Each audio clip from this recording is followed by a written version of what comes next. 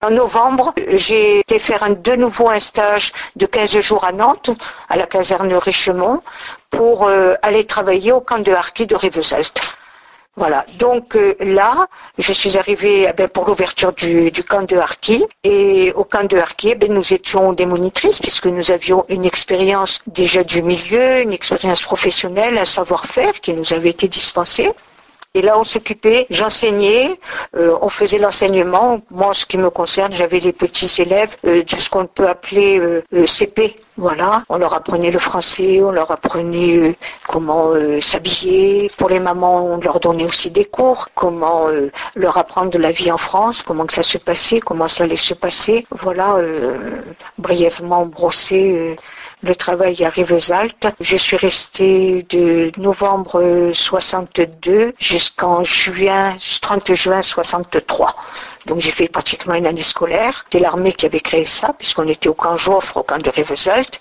On mangeait aux messes. Donc à Rivesaltes, on mangeait aux messes et on était hébergés d'une manière très sommaire.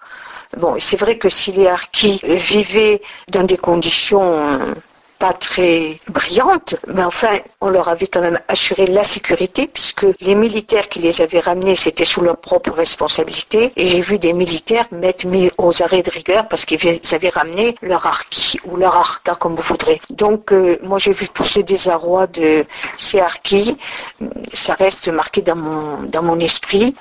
Alors aussi une chose qui est importante que beaucoup de personnes ne savent pas, c'est que tous les jeudis, il y avait le juge de paix qui venait au camp de harkis. Nous accompagnions les familles pour qu'elles puissent opter pour devenir citoyens français. Fameux truc, ils étaient français mais n'étaient pas citoyens, donc c'est-à-dire devenir citoyen à part entière, citoyen français, pardon, c'est-à-dire signer, être d'accord, être régi par le code de Napoléon. Donc tous les jeudis, on accompagnait on préparait quand même nos familles pour leur dire comment que ça allait se passer, qu'est-ce qui allait leur être demandé, quel prénom, si elles voulaient changer de prénom, quel prénom elles voulaient donner à leurs enfants. Donc elles allaient quand même en connaissance de cause un petit peu. Et donc on faisait cet accompagnement pour permettre à ces familles de harkis d'opter pour la citoyenneté française. Ça se faisait d'une manière bon enfant. Des Colettes, il y en a eu plein. Alors, ils me demandaient comment tu t'appelles? Colette. Et tu n'as pas un autre prénom? Oui, Annie. Alors donc, en fait, on faisait le choix des prénoms et le nom de famille aussi. Pour les personnes qui voulaient changer de nom de famille, elles pouvaient changer de nom de famille. C'était le juge de paix qui enregistrait ces demandes